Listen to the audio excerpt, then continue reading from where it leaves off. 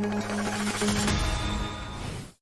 the subject is you're talking about health care, and all I know is Maxine Waters said we want health care for illegal immigrants. But I'm talking about every the subsidies Every single Democrat presidential candidate back in 2020, they asked them, how many of you will support health care for people who are non-citizens, for illegal immigrants? Everyone on stage raised their hand. Kamala Harris raised her hand. Joe Biden raised his hand.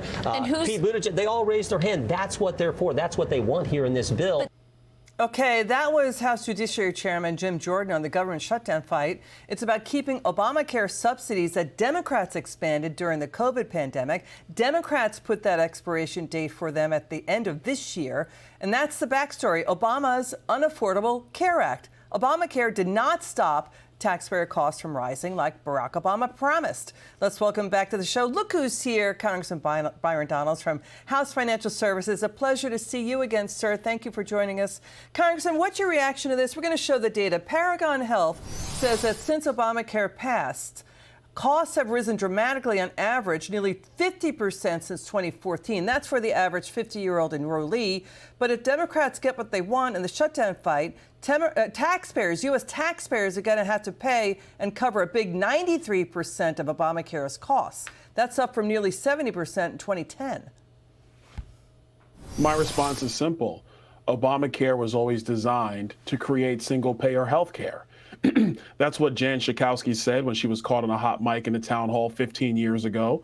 That's what conservatives were telling the American people 15 years ago about why we did not support Obamacare, because the entire time it was going to be government-run health care. That's what they wanted.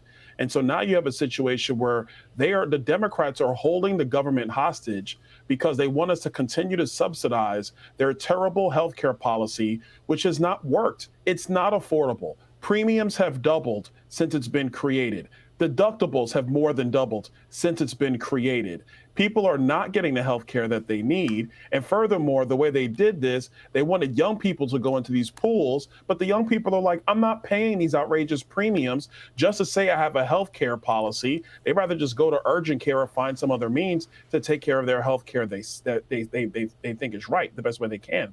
This program has never worked. It's always been more expensive. The Democrats just want more subsidies, and now they're holding the government hostage because of it.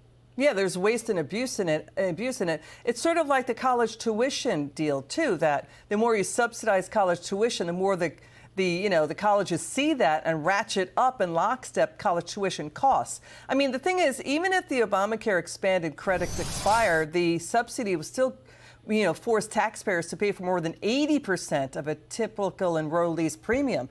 Congressman, that's a huge subsidy. It's more than the private sector worker gets.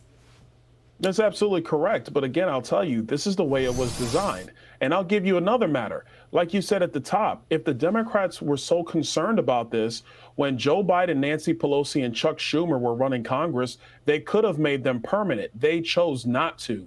And the reason they didn't make it permanent is because they wanted to wield it as a political weapon against the American people and against the federal government. This is all by design, which is why House Republicans, we did our job. We funded the government. You have 3 Senate Democrats who are voting with Republicans to keep the government open, but the Democrats are holding the government hostage so they can try to get some political win when their entire agenda has been nothing but failure. Because when they were in complete control of Washington, everything was going wrong. The American people see through it. House Republicans are going to stay firm. We've done our job. It's really stunning to use as leverage an entire government shutdown to get what you want when you couldn't get it in a regular session. This is pretty wild stuff. Congressman Donalds, a pleasure always, sir, to have you back on the show. Thank you so much.